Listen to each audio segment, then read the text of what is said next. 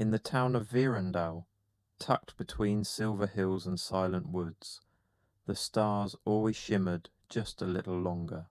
Time itself seemed softer there, like the whole town had agreed to take a deep breath and hold it forever. At the far edge of a cobblestone path stood a small clock shop. Its roof sagged slightly, its wooden sign creaked with age, reading, "Then and Time, Clocks, Gears, Secrets."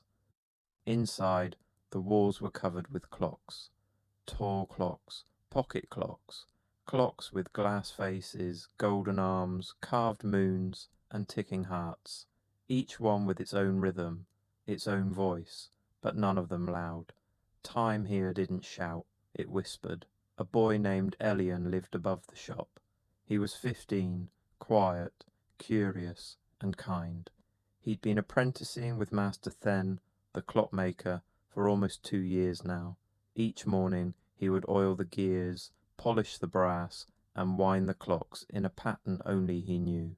Each tick felt personal, as if time trusted him.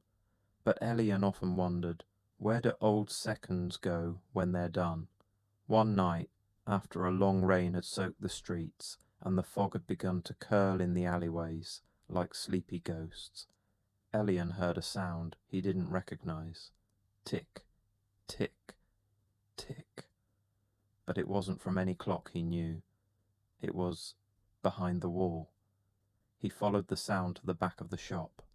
A wall he had dusted 100 times, but tonight something was different.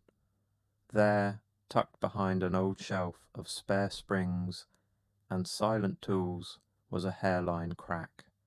His lantern flickered softly as he pushed. The wall moved. It opened like a door.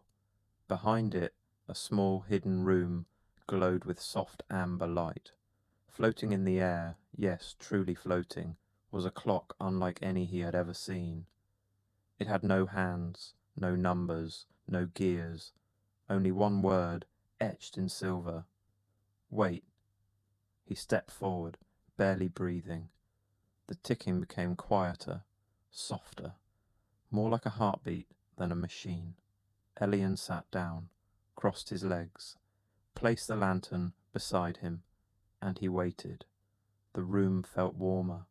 His shoulders softened. The tick slowed. The air, though still, felt like it was breathing with him.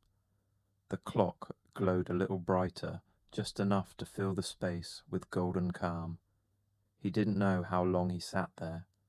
Time didn't seem to care. When he opened his eyes again, the room was dark. The door was closed. The sound was gone. Only the gentle ticking of the regular clocks remained. But from that night forward, Elian was different. He didn't speak of the secret room. He didn't need to. He smiled more, moved slower, listened deeper, and sometimes, when Master Then wasn't looking, he'd write the word "wait" on the edge of a gear before placing it inside a new clock. Because Elian had learned something. Time doesn't always ask us to move. Sometimes it asks us to be still,